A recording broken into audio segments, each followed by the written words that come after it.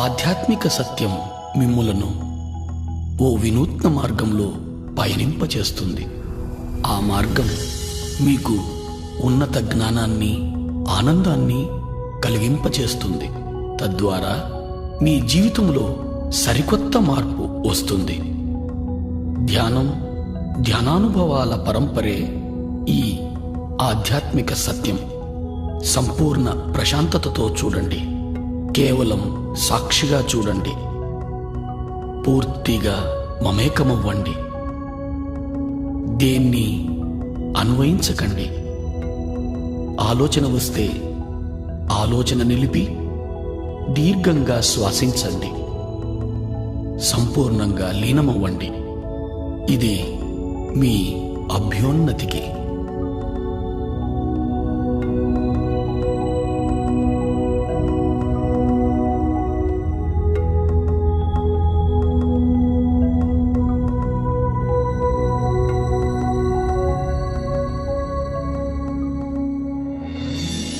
ఈ మహావిశ్వంలో మన ఉనికి అణుమాత్రమే.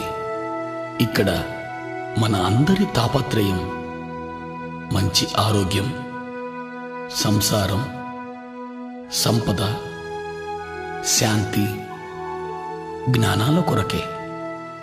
మొత్తం మీద అన్ని సమయ సందర్భాల్లో ఆరోగ్య, ఆనందమయ జీవనం కోసమే మన తాపత్రయం. అయినా దాన్ని మనం పొందగలుగుతున్నామా? తప్పక పొందగలం.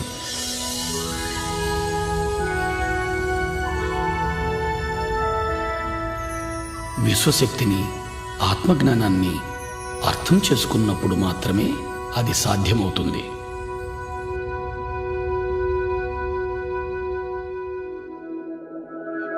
ఇప్పుడు విశ్వశక్తి గురించి తెలుసుకుందాం.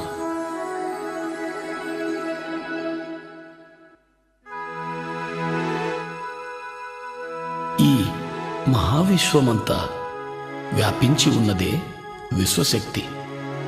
విశ్వంలోని గ్రహాలు, మనుషులు, చెట్లు, అణువులు, పరమాణువులలో మరియు వాటి మధ్య ఉన్న శక్తే ఈ విశ్వశక్తి.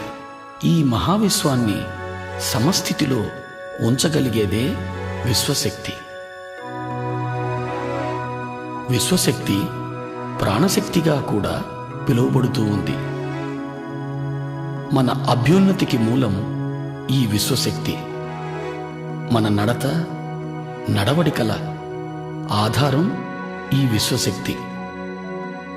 మనలను నడిపే ఇంధనమే ఈ విశ్వశక్తి.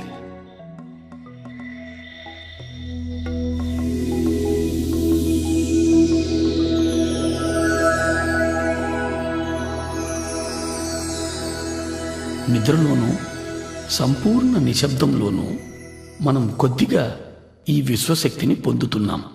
అలా పొందిన శక్తిని మన దినచర్యలలోని మనో కార్యక్రమాలకు, అంటే చూడడం, మాట్లాడడం, కదలడం, ఆలోచించడం లాంటి అన్ని శారీరక కార్యక్రమాలకు వాడుతున్నాం.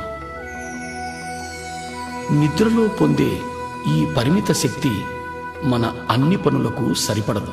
అందుకే నీరసం, నిస్సత్తువ, ఆతురత, మానసిక ఒత్తిడి, నిస్పృహ, తద్వారా అన్ని రకాల మానసిక, శారీరక రుగ్మతలు వస్తున్నాయి.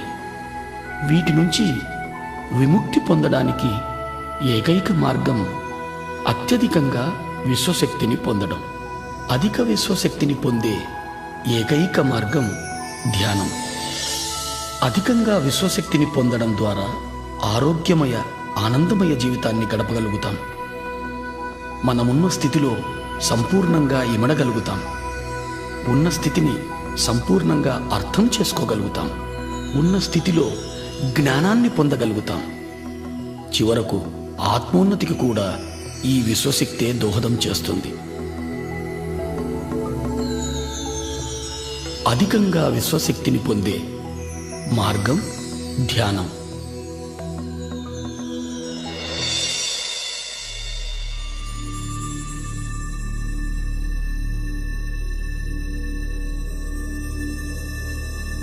నిద్ర ఎరుకలేని ధ్యానం. ధ్యానం ఎరుకతో నిద్ర. నిద్రలో పరిమిత శక్తిని పొందుతాం, ధ్యానంలో అపరిమితంగా శక్తిని పొందుతాం. ఈ శక్తి మన శారీరక, మానసిక, బుద్ధి, ఆధ్యాత్మిక శక్తులను ప్రభావితం చేస్తుంది. ఇది మన అతీంద్రియ శక్తులను కూడా ప్రభావితం చేస్తుంది. ధ్యానం ద్వారా మనం పొందే శక్తి వల్ల శారీరక ఆరోగ్యం, మానసిక ప్రశాంతత, ఉన్నత విచక్షణ జ్ఞానం పొందుతాం. మహాద్భుత జ్ఞానాన్ని పొందడానికి ఏకైక మార్గం ధ్యానం. దైనందిక జీవితంలో కూడా అత్యున్నత స్థానాన్ని పొందడానికి ధ్యానం ఎంతో దోహదం చేస్తుంది. ధ్యానం అంటే మరేమీ కాదు, ఎరుకతో మనలోకి మనం చేసే ప్రయాణం. ధ్యానంలో మన చైతన్య పదార్థం శరీరం నుంచి మనసుకు, మనసు నుంచి బుద్ధికి, బుద్ధి నుంచి ఆత్మకు ఎరుకతో ప్రయాణం చేస్తుంది. ధ్యానం కోసం మనం మొదట శరీరాన్ని, మనసును నిలువరింపచేయాలి. అంటే శారీరక కదలికలను, చూడటాన్ని, మాట్లాడటాన్ని, ఆలోచించటాన్ని నిలిపివేయాలి. ఇప్పుడు ధ్యానం ఎలా చేయాలో తెలుసుకుందాం.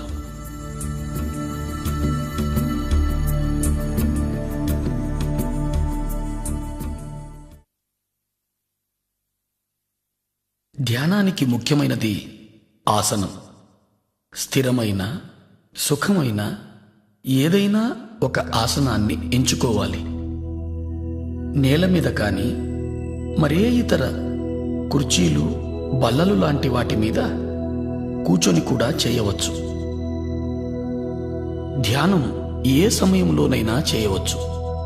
ముఖ్యమైనది అనుకూలంగా ఉండగలిగే స్థలమై ఉండాలి. హాయిగా కూర్చొని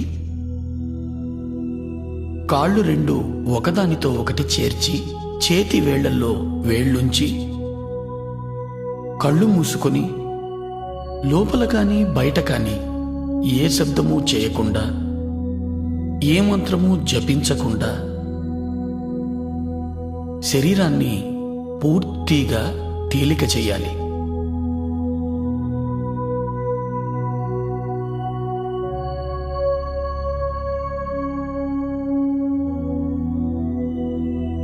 మనం కాళ్లను కలిపి చేతి వేళ్లల్లో వేళ్లు కలపడం ద్వారా మన చుట్టూ శక్తి వలయం ఏర్పడుతుంది. మన ఆసనంలో స్థిరత్వాన్ని పెంచుతుంది. కళ్ళు మనోద్వారాలు కాబట్టి కళ్ళు రెండూ మూసుకోవాలి. మంత్రోచ్చారణ కానీ, మరే ఇతర శబ్దం కానీ చేయడం మనసు చేసే పని కాబట్టి దాన్ని సంపూర్ణంగా నిలిపివేయాలి. ఎప్పుడు శరీరం సంపూర్ణంగా స్థిమితమవుతుందో అప్పుడు చైతన్యం శరీర పదార్థం నుంచి మనోబుద్ధి పదార్థాల వైపు ప్రయాణం చేస్తుంది. మనస్సు మరేమీ కాదు, ఆలోచనల పుట్ట. అనుక్షణం ఎన్నో ఆలోచనలు మొదలవుతూనే ఉంటాయి. వాటి వెనుక మరెన్నో ప్రశ్నలు, తెలిసినవి, తెలియనివి. చైతన్య పదార్థాన్ని మనోబుద్ధి పదార్థాల నుంచి ఆత్మవైపు ప్రయాణింపచేయడానికి మనం చేయవలసిన పని మన సహజమైన శ్వాసను గమనించడం. గమనించడం అనేది ఆత్మ యొక్క ప్రక్రియ. సాక్షిభూతంగా సహజ శ్వాసను గమనిస్తూ ఉండాలి. ప్రయత్నపూర్వకంగా శ్వాస ప్రక్రియను చేయరాదు. తనకు తానుగా శ్వాస ప్రక్రియ జరుగుతూ ఉండాలి. సాక్షిగా సహజమైన శ్వాసను గమనిస్తూ ఉండాలి. ఇదే ధ్యానానికి మూలం. ఇదే ధ్యానానికి మార్గం.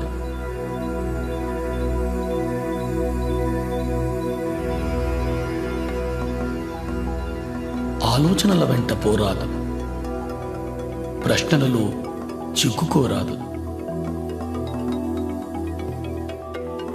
ఆలోచనలను తుంచి ధ్యాసను శ్వాస వైపు మరల్చాలి. సహజమైన శ్వాసను మాత్రమే గమనిస్తూ ఉండాలి. పూర్తిగా శ్వాసతోనే ఉండాలి. అప్పుడు ఆలోచన సాంద్రత క్రమంగా తగ్గడం మొదలవుతుంది. క్రమంగా శ్వాస పరిమాణం కూడా పలుచబడుతూ చిన్నదవుతూ వస్తుంది.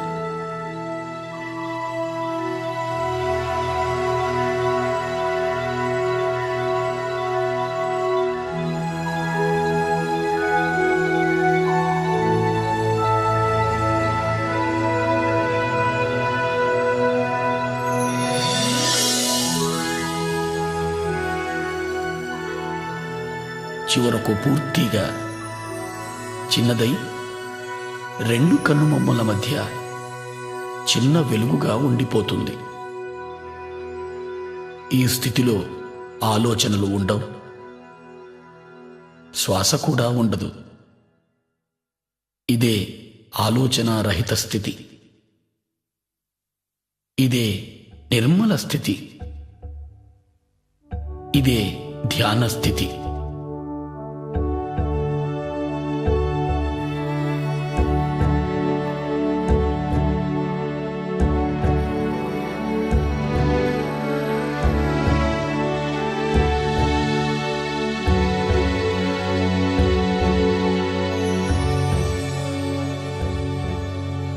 ఈ స్థితిలోనే విశ్వశక్తి మనలోకి ప్రవహించడం మొదలవుతుంది. ఎప్పుడైతే మనం అధికంగా ధ్యానం చేస్తామో అధికంగా విశ్వశక్తిని పొందడం జరుగుతుంది.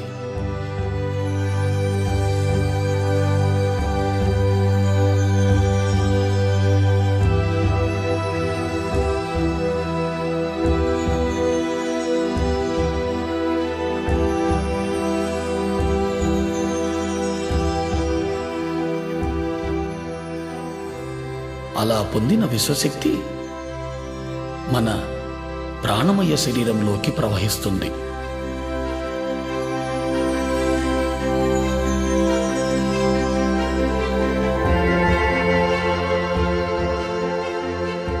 ప్రాణమయ శరీరం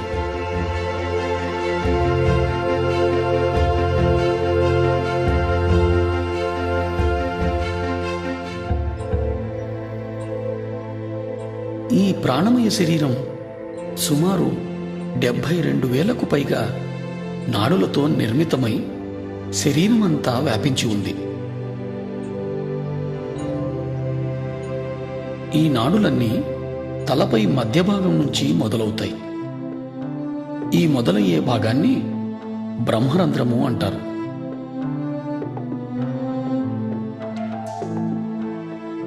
ఈ నాడులన్నీ తలపై భాగంలో ఉన్న బ్రహ్మరంధ్రం నుంచి ప్రారంభమై దేహమంతా చెట్ల వేర్లలా వ్యాపించి ఉన్నాయి.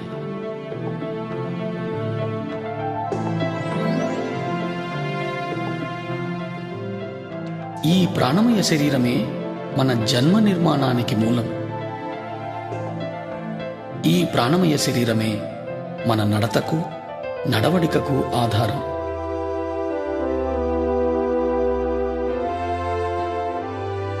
మన ప్రాణమయ శరీరం విశ్వశక్తిని నిద్రలోనూ ధ్యానంలోనూ పొందుతూ ఉంటుంది. ఇలా పొందిన విశ్వశక్తిని మన శరీరము, మనసు, బుద్ధి చేసే పనులకు వాడుతూ ఉన్నాం. అనగా శారీరక ప్రక్రియలు, చూడడం, మాట్లాడడం, ఆలోచించడం మొదలైనవి. ఈ ప్రక్రియలన్నీ కూడా మనము తీసుకునే విశ్వశక్తిపైనే సంపూర్ణంగా ఆధారితమై ఉన్నాయి.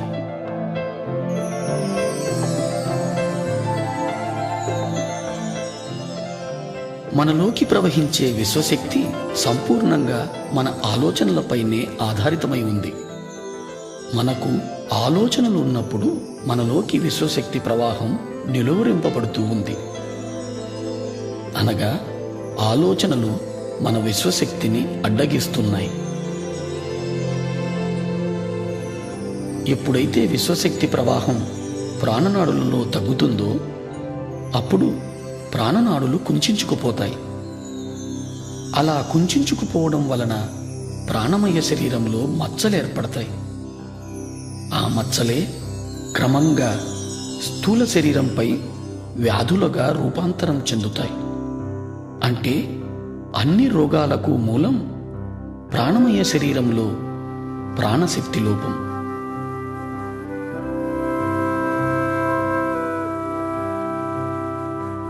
ధ్యానంలో మనము అపారమైన విశ్వశక్తిని పొందుతాం. ఆ శక్తి మన ప్రాణమయ శరీరంలోని అన్ని నాడులలోనూ ప్రవహిస్తుంది. ఎప్పుడైతే ఈ విశ్వశక్తి మన నాడులలో ప్రవహిస్తుందో ఆ ప్రవాహపు తీవ్రతకు నాడులలో ఉన్న అడ్డంకులన్నీ తొలగిపోయి మచ్చలన్నీ మాసిపోతాయి. ఎప్పుడైతే మచ్చలన్నీ మాసిపోతాయో అప్పుడు మనం అన్ని రకాల రుగ్మతల నుంచి విముక్తి పొందగలుగుతాం.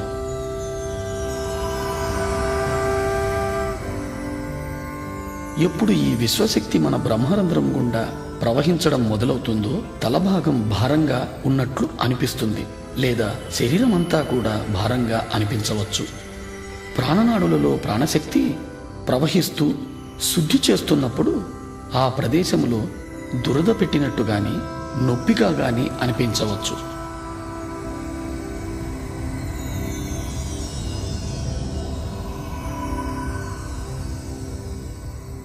ఈ నొప్పులన్నింటికీ ఎలాంటి మందులు వాడనవసరం లేదు. ధ్యాన సమయాన్ని పెంచడంతో ఈ నొప్పులన్నీ తగ్గిపోతాయి.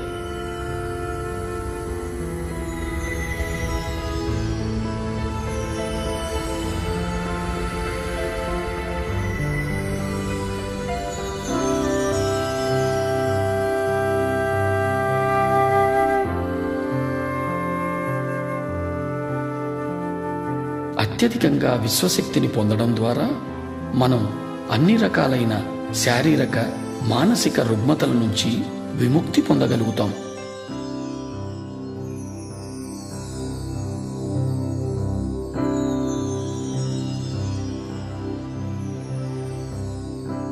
ధ్యానాన్ని పిరమిడ్లో చేస్తే ధ్యాన స్థితి మనము 3 రెట్లు తొందరగా పొందగలుగుతాం. ఇప్పుడు మనం పిరమిడ్ యొక్క శక్తిని గురించి తెలుసుకుందాం.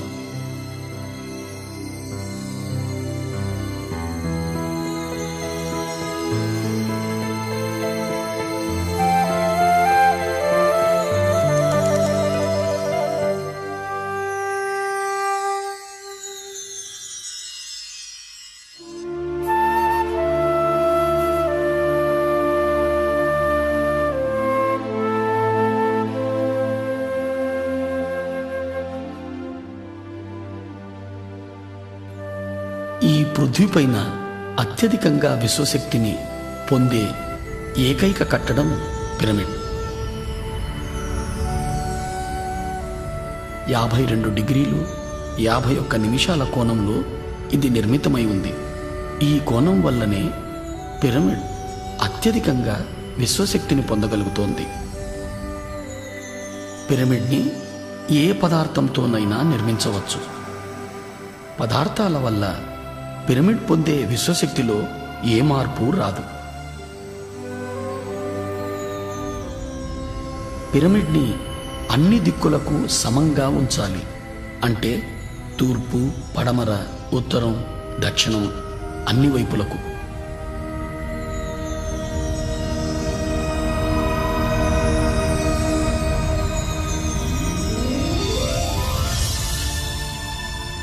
పిరమిడ్లో విశ్వశక్తి కింద నుంచి 3/1 ఎత్తులో అన్ని వైపుల నుంచి కేంద్రీకృతమై ఉంటుంది. ఈ ప్రదేశాన్ని కింగ్స్ చేంబర్ లేదా నాభిస్థానం అని అంటారు. విశ్వశక్తి ఈ నాభిస్థానంలో అత్యధికంగా ఉంటూ పిరమిడ్ అంతా వ్యాపించి ఉంటుంది. పిరమిడ్ శిఖరంలో క్రిస్టల్ అమర్చబడి ఉంటుంది. ఆ క్రిస్టల్ విశ్వశక్తిని రెట్టింపు చేస్తూ పిరమిడ్ అన్ని వైపులకు సమంగా వ్యాపింపచేస్తుంది. పిరమిడ్లో నిర్మల స్థితి లేదా ఆలోచన రహిత స్థితి 3 రెట్లు తొందరగా పొందగలుగుతాం.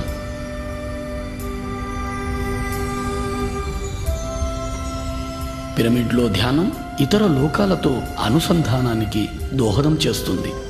పిరమిడ్లో ధ్యానం అన్ని రకాల రుగ్మతల నుంచి విముక్తుల్ని చేస్తుంది.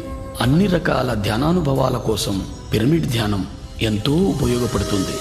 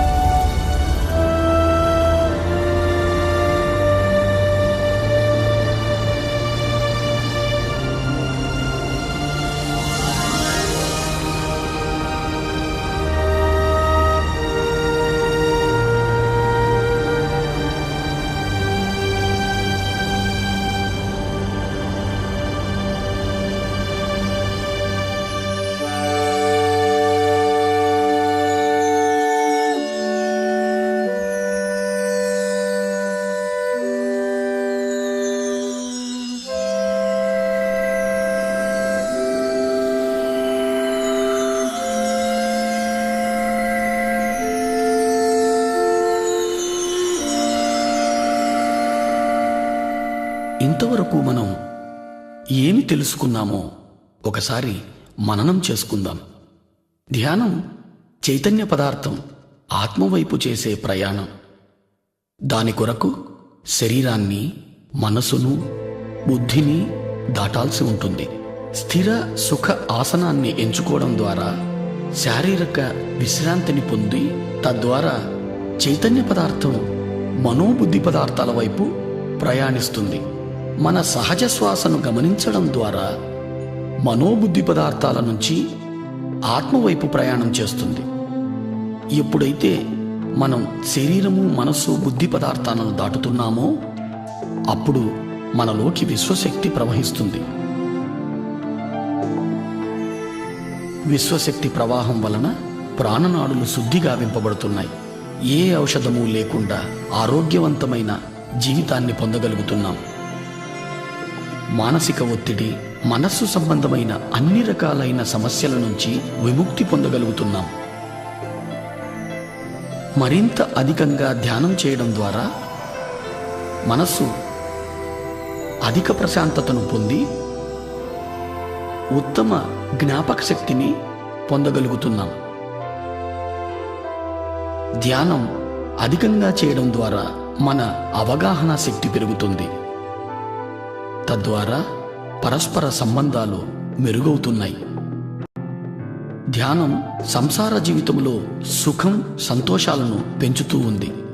మనస్సు నిలకడగా ఉంటూ ఆరోగ్యకరమైన, ఆనందకరమైన జీవితాన్ని అనుక్షణం పొందగలుగుతాం. ధ్యానం ద్వారా మనము అన్ని రకాలైన సమస్యల నుంచి పరిష్కారం పొందగలుగుతాం. ధ్యానంలో అన్ని ఉన్నత స్థితులు పొందడం కోసం మనం క్రమం తప్పకుండా ప్రతిరోజు ధ్యానం చేయాలి. ధ్యానం ఏ స్థలంలోనైనా చేయవచ్చు, ఏ సమయంలోనైనా చేయవచ్చు.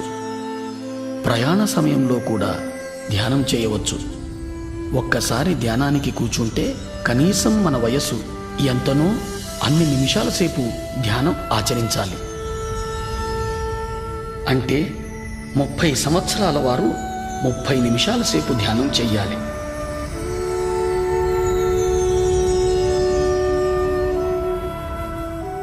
ధ్యానం కోసం సంసార జీవితాన్ని త్యజించనవసరం లేదు. ప్రతి ఒక్కరూ ధ్యానం చెయ్యాలి. ధ్యానం 5వ ఏట నుంచే చిన్నపిల్లలు మొదలు పెట్టవచ్చు.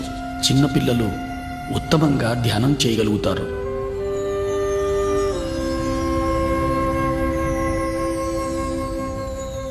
ధ్యానం నేర్వడం కోసం ఏ గురువు కోసము వెతకనవసరం లేదు. మన గురువు మనలోనే ఉన్నాడు. మన శ్వాసే మన గురువు. ఇది ప్రతి ఒక్కరికి వర్తిస్తుంది.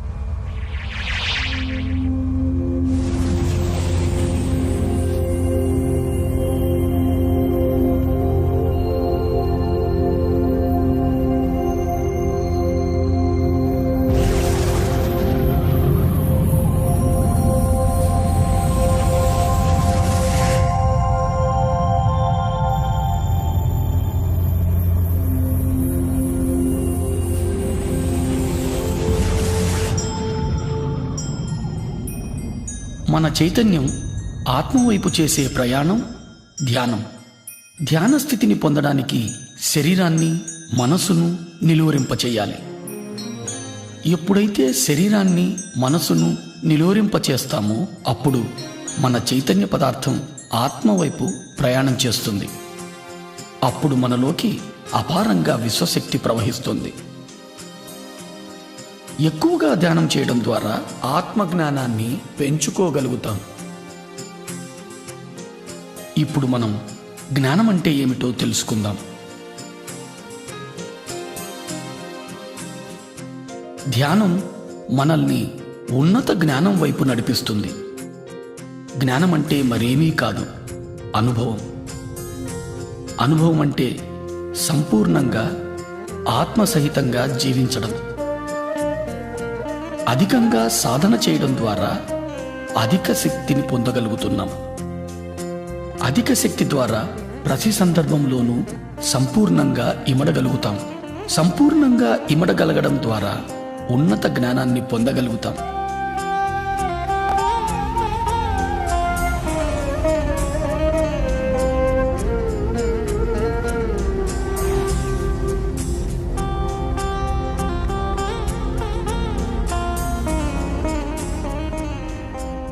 జ్ఞానం ద్వారా ఉన్నతమైన అవగాహన శక్తిని పెంపొందించుకోగలుగుతాం. తద్వారా ముక్తిని సాధించగలుగుతాం. ఈ ఉన్నత అవగాహన శక్తి ద్వారా మనం శరీరం మాత్రమే కాదు, అద్భుతమైన జీవులని తెలుసుకుంటాం. మనమున్న ప్రతి స్థితి మనకు అవగతమవుతూ ఉంటుంది. ప్రతి స్థితి అవగతం అవడం ద్వారా అన్ని రకాల సమస్యల నుంచి అతి సునాయాసంగా బయటపడగలుగుతాం. ఉన్నత జ్ఞానము, ఉన్నత శక్తి మన చైతన్యపు ఉన్నతికి దోహదం చేస్తుంది. ఈ ఉన్నతి కోసమే పృథ్వీపైకి మన ప్రయాణం. ఉన్నత జ్ఞానము ఉన్నత ఇంద్రియాలైన దివ్యచక్షువు, సూక్ష్మ శరీరాల ద్వారా పొందుతాం.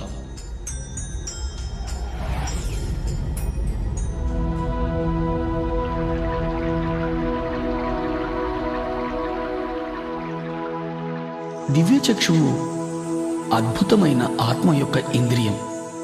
ఉన్నత లోకాల్లో చూడటానికి, వినడానికి, అనుభూతి పొందడానికి ఉపయోగపడే అద్భుతమైన ఇంద్రియమే ఈ దివ్యచక్షువు.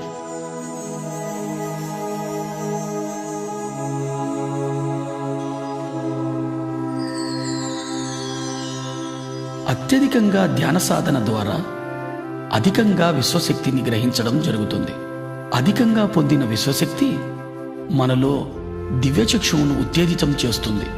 ధ్యానికి ఇదో అద్భుతమైన అనుభవం.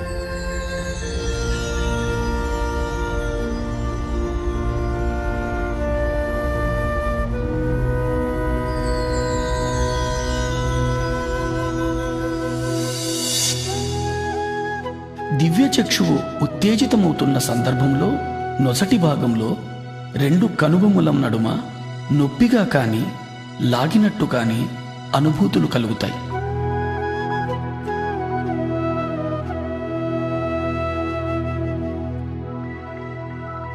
రకరకాల వర్ణాలు మన చుట్టూ పరిభ్రమిస్తున్నట్టు తెలుస్తుంది.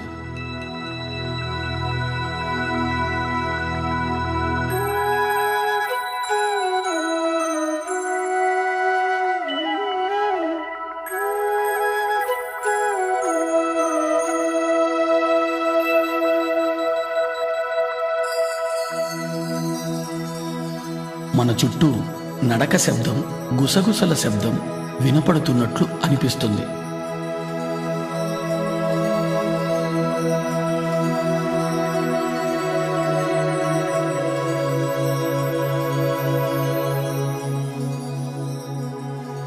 మనం ఓ పెద్ద చీకటి సొరంగంలో ప్రయాణిస్తున్న అనుభూతి కలుగుతుంది.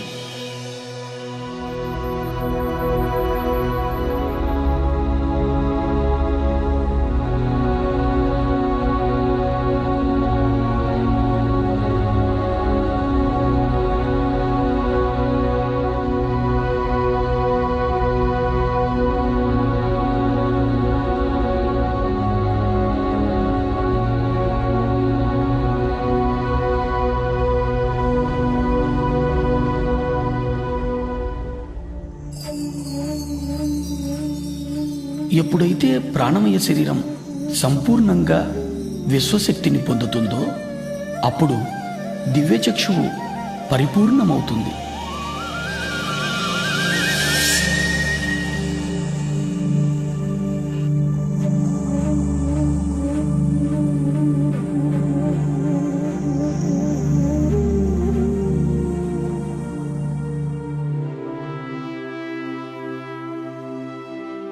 దివ్యచక్షువు పరిపూర్ణం పొందిన తరువాత మనం సుస్పష్టమైన దృశ్యాలను ఈ లోకానికి ఇతర లోకానికి చెందినవి చూడగలుగుతాం. ఈ పరిపూర్ణత వలన ప్రతి దృశ్యము సాధారణ కళ్ళ కంటే కూడా ఎంతో స్పష్టంగా చూడగలుగుతాం.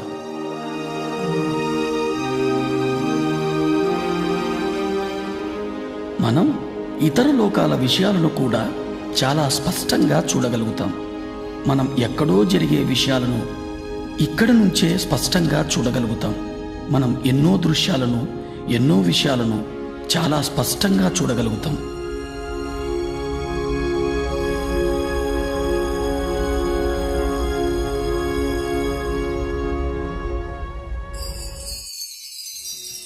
ఎన్నో రకాల శబ్ద తరంగాలను అంతరంగంలో వినగలుగుతాం.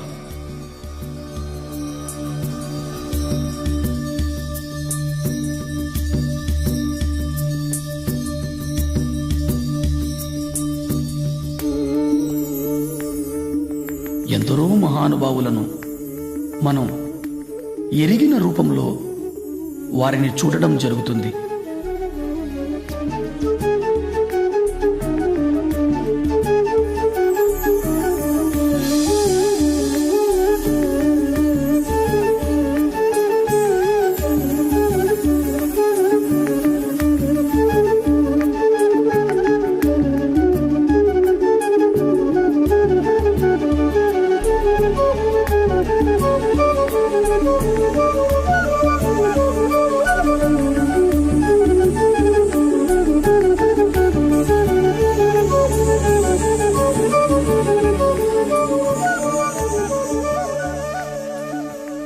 ఇంకా అధికంగా ధ్యానం చేయడం ద్వారా వ్యక్తి రూపంగా కనిపించే మహానుభావులు జ్యోతి రూపంలో కనిపించడం జరుగుతుంది.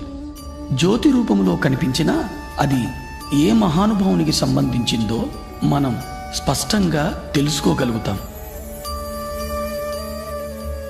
మహానుభావుల నుంచి సందేశాలు వినగలుగుతాం.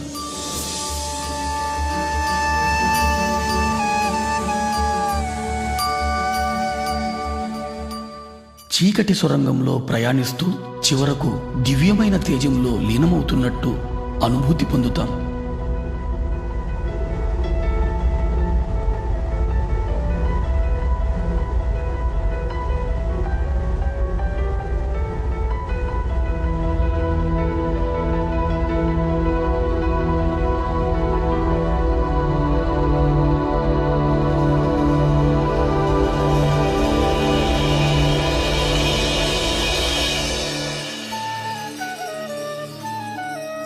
మహానుభావుల సందేశాల ద్వారా ఇతర లోకాల వాస్తవాలను చూడడం ద్వారా అంతరంగంలో ఏర్పడే అనుభూతుల ద్వారా మనం మన సమస్యలన్నిటికీ పరిష్కార మార్గాన్ని పొందగలుగుతాం.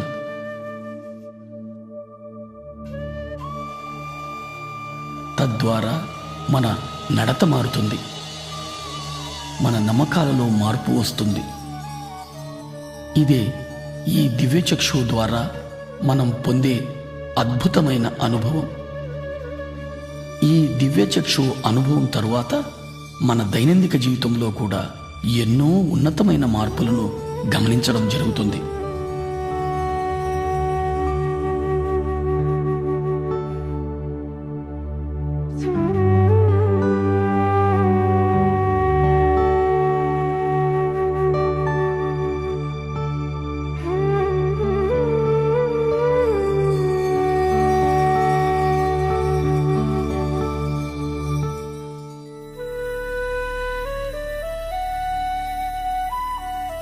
ఆత్మ యొక్క మరో ఇంద్రియమే ఈ సూక్ష్మ శరీరం.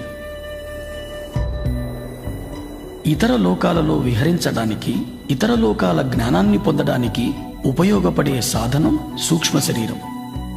సూక్ష్మ శరీరం మన చైతన్య పదార్థపు మరో రూపం, మన స్థూల శరీరపు ప్రతిరూపములా ఉంటుంది. సాధారణ స్థితిలో చైతన్య పదార్థం మన స్థూల శరీరమంతా వ్యాపించి ఉంటుంది.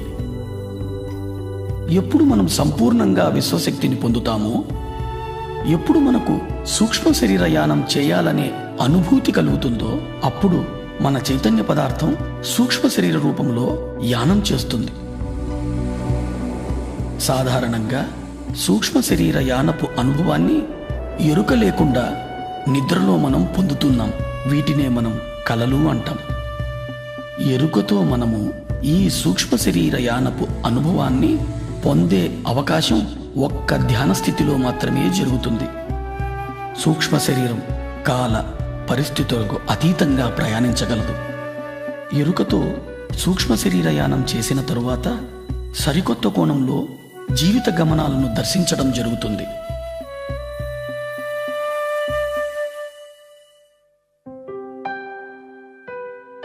ధ్యానంలో అత్యధికంగా విశ్వశక్తిని పొందినప్పుడు శరీరమంతా వ్యాపించి ఉన్న చైతన్య పదార్థం ఒక కేంద్రం వైపు ప్రయాణించడం జరుగుతుంది.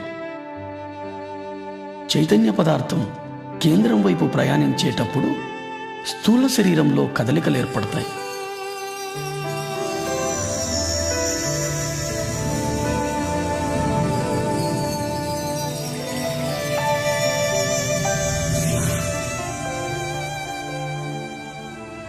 మనం మన శరీరమంతా తేలికైపోతున్న అనుభూతి పొందుతాం.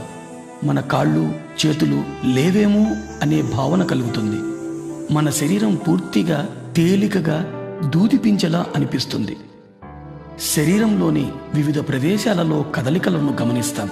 ఒక్కొక్కసారి పూర్తి శరీరం తిరుగుతున్నట్లు అనిపిస్తుంది. ఇదే సూక్ష్మ శరీరపు కదలికల అనుభవాలు.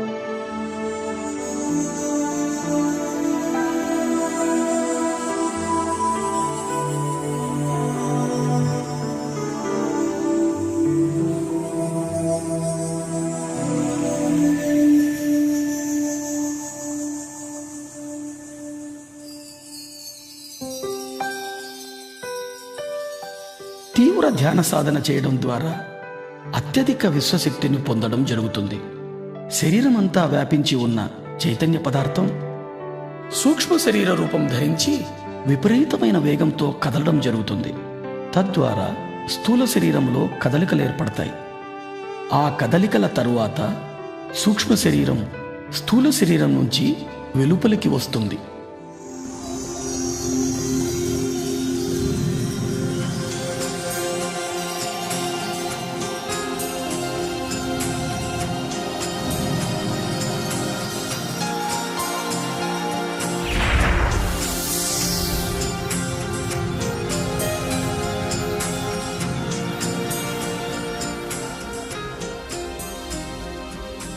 అలా వెలుపలికి వచ్చిన సూక్ష్మ శరీరానికి స్థూల శరీరానికి మధ్య తెల్లటి వెండి తీగ లాంటి పదార్థం అనుసంధానమై ఉంటుంది. దీనినే సిల్వర్ కార్డ్, పాశము అంటారు. ఈ సిల్వర్ కార్డ్ అనేది అధిక శక్తితో కదిలే చైతన్య పదార్థమే. ఇది స్థూల శరీరం నుంచి సూక్ష్మ శరీరానికి, సూక్ష్మ శరీరం నుంచి స్థూల శరీరానికి సమాచారాన్ని చేరవేస్తూ ఉంటుంది. సూక్ష్మ శరీర యానం మన చైతన్య పదార్థంతో చేసే ప్రయాణం. ఈ ప్రయాణం అన్ని లోకాలకు చేయవచ్చు. సూక్ష్మ శరీర యానం చేయడం ద్వారా అపారమైన ఆత్మ విజ్ఞానాన్ని పొందుతాం. సూక్ష్మ శరీరం అన్ని రకాలైన పదార్థాల గుండా ప్రయాణించగలుగుతుంది. అంటే భూమి, నీరు, అగ్ని, ఆకాశం, వాయువు.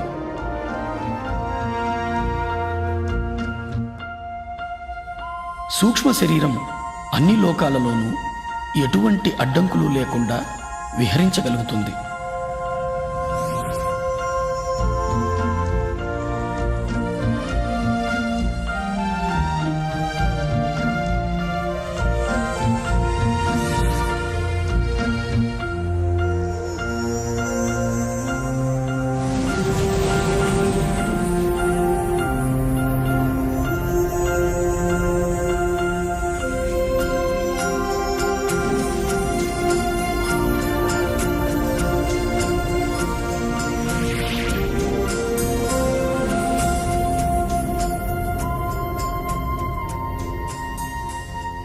సూక్ష్మ శరీరం బయటకు వచ్చిన తరువాత స్థూల శరీరాన్ని చూడడం జరుగుతుంది.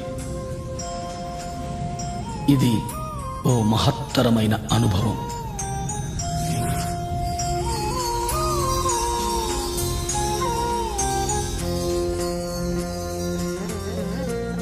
ఈ అనుభవం తరువాత సంపూర్ణంగా నేను స్థూల శరీరం కాదు, స్థూల శరీరంలో వసిస్తున్నాను అనే విషయాన్ని స్పష్టంగా అవగాహన చేసుకోగలుగుతాం. ఇదో మహద్భుతమైన అవగాహన. ప్రతి ఒక్కరూ ఈ అనుభవాన్ని తప్పక పొందాలి. ఈ అనుభవం పొందిన తరువాత మనం ఏర్పరచుకున్న పరిమితులన్నీ తొలగిపోతాయి. మనము అపరిమితులమని అర్థం చేసుకోగలుగుతాం.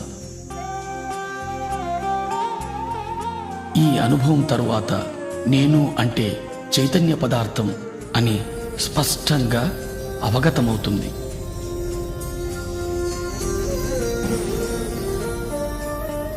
సరికొత్త కోణంలో జీవితాన్ని దర్శించడం మొదలవుతుంది.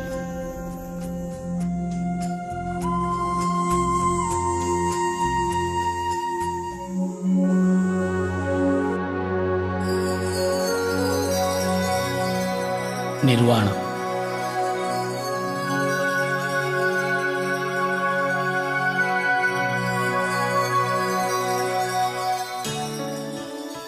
అధిక ధ్యాన సాధన ద్వారా అధిక విశ్వశక్తిని పొందడం జరుగుతుంది. అధిక విశ్వశక్తి ఏ సందర్భంలోనైనా సంపూర్ణంగా ఇమడడానికి దోహదం చేస్తుంది. సంపూర్ణంగా ఇమడడం అంటే శరీరము, మనస్సు, బుద్ధి, ఆత్మలతో సందర్భంలో మమేకమవ్వడం. తద్వారా సందర్భంలోని సంపూర్ణ జ్ఞానాన్ని పొందడం.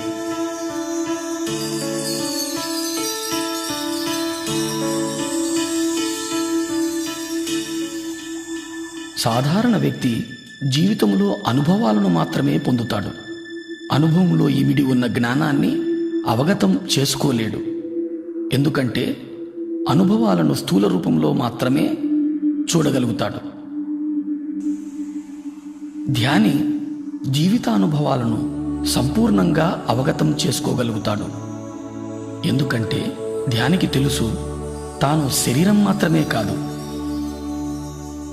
శరీరంలో నివసిస్తున్నాను అని. తనకు తెలుసు జీవితంలో ఏర్పడే అనుభవాలన్నీ కూడా తన ఆత్మోన్నతి కోసమేనని. ధ్యానంలో అనుభవాలు పొంది వాటి ద్వారా పొందిన జ్ఞానాన్ని జీవితానికి అన్వయింపచేసుకున్నప్పుడు సరికొత్త అవగాహన శక్తి లభిస్తుంది. ఈ సరికొత్త అవగాహన శక్తి ద్వారా జీవితాన్ని వేల కోణాల్లో దర్శించడము, అనుభవించడము, అవగతం చేసుకోవడము జరుగుతుంది. తద్వారా మన అవగాహన శక్తి, మన దృక్పథము, మన జ్ఞానము అన్నీ మరింతగా విస్తారింపబడతాయి. ఇది మన చైతన్య విస్తారానికి దోహదం చేస్తుంది.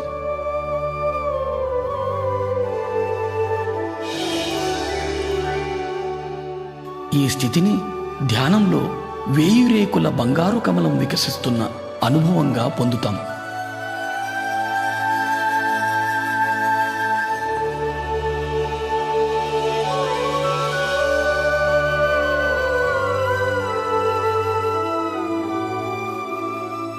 ప్రతి ఒక్క రేకు జీవితపు ఒక సరికొత్త కోణపు అవగాహన.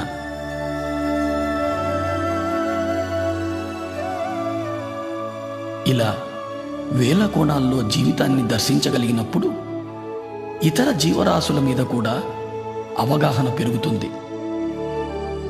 ఈ అనుభవం ద్వారా మనకు చాలా స్పష్టంగా అర్థమయ్యే సత్యం మనకు చావు లేదు అని, మనం సదా జీవించి ఉన్న చైతన్య పదార్థాలు అని.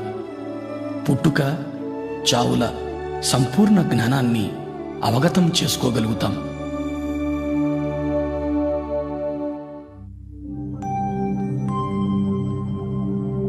జనన మరణాలు.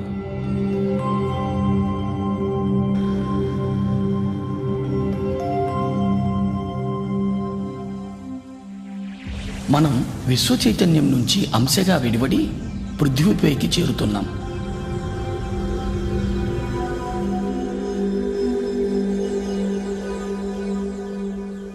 మూలం నుంచి విడివడిన అంశకు ప్రాణమయ శరీరమే ఆధారం. ఈ పృథ్వీపైకి మన రాకకు కారణం రకరకాల అనుభవాల జ్ఞానాన్ని పొందడం కోసమే. దాని కొరకు మనం గర్భాన్ని, తల్లిదండ్రులను, పరిసరాలను, పరిస్థితులను ఎంచుకొని వస్తాం. జన్మ విచారం మొత్తం ఆత్మ ఎరుకలో ఉంటుంది. గర్భాన్ని ఎంచుకున్న తరువాత అంశ గర్భంలో చేరుతుంది.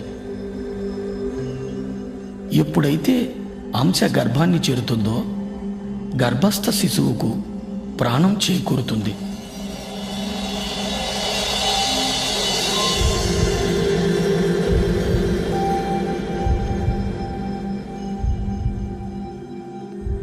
అంశ ప్రాణమయ శరీరంలో శక్తి ఆధారంగా ప్రాణి స్థూల శరీర నిర్మాణం జరుగుతుంది. అంశ సంపూర్ణంగా మూలంతో అనుసంధానమై ఉంటుంది. అది ప్రాణిగా తొలి శ్వాస తీసుకునే వరకు. తల్లి గర్భంలో నుండి బయటకు రాగానే ప్రాణిగా బయటి శ్వాస తీసుకోవడం జరుగుతుంది. ఇదే జననము అంటారు.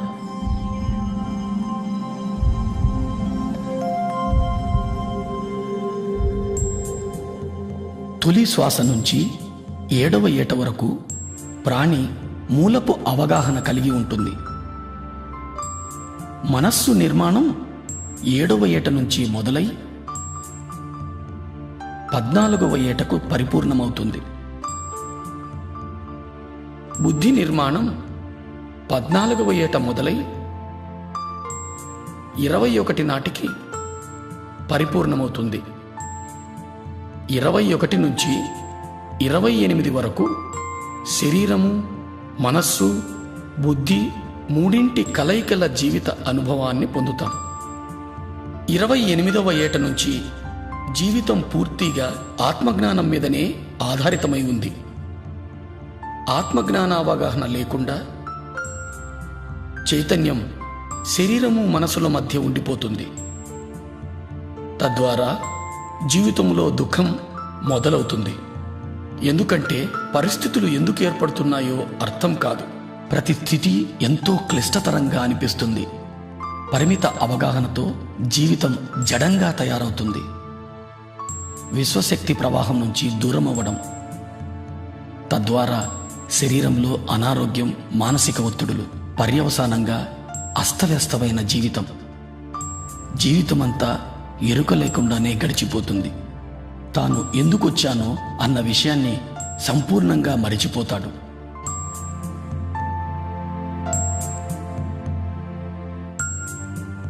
అస్తవ్యస్త అవగాహన మూలంగా యవ్వనం, వృద్ధాప్యం గడిపి చివరకు శరీరం వదిలిపోతాడు. దీన్నే మనం చావు అంటాం.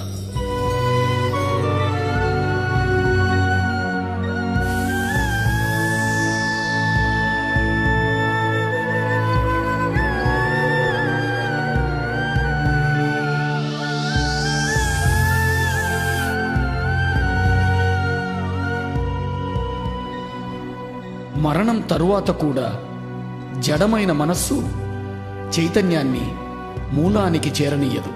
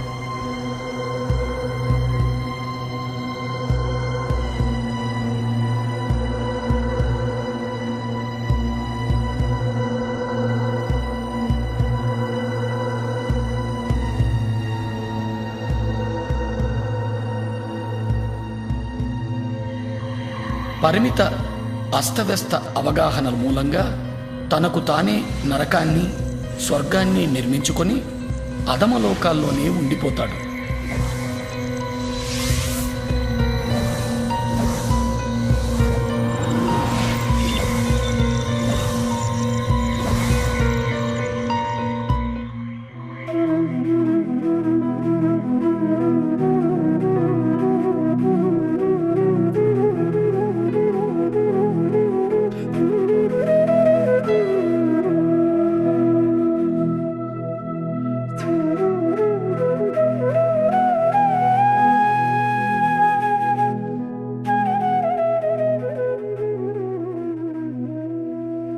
మన చైతన్యాన్ని ఆత్మలో అనుసంధానం చేసి జీవించడం జరుగుతుందో అప్పుడు అన్ని సందర్భాలలోనూ ఆనందమయంగానే జీవించడం జరుగుతుంది. మరణానంతరం కూడా అధమలోకాల్లో కాక నేరుగా మూలానికే చేరుకుంటాడు.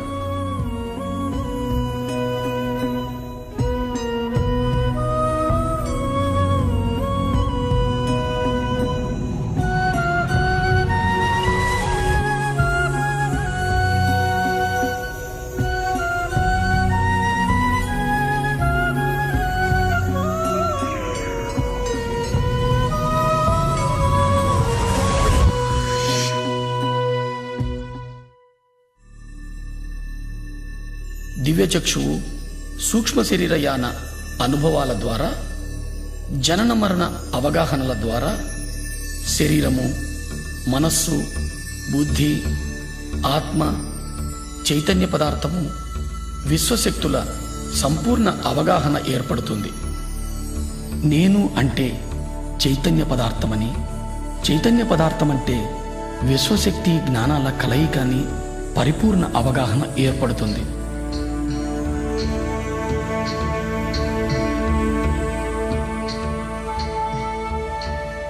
ఈ అవగాహనతో జీవితాన్ని సాగించగలిగినప్పుడు ఇతర లోకాల నిర్మాణానికి, ఈ మహావిశ్వ నిర్మాణానికి సంబంధించిన జ్ఞానం పొందడం జరుగుతుంది.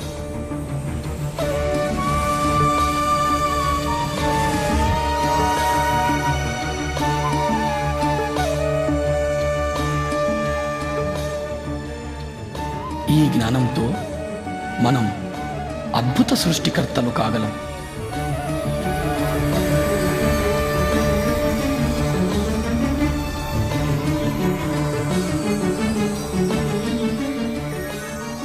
అప్పుడు ఏది పలికినా కొత్తదనమే, ఏ ఆలోచన వచ్చినా నవనిర్మాణమే, ఏది చేసినా ఓ నవ సృష్టే.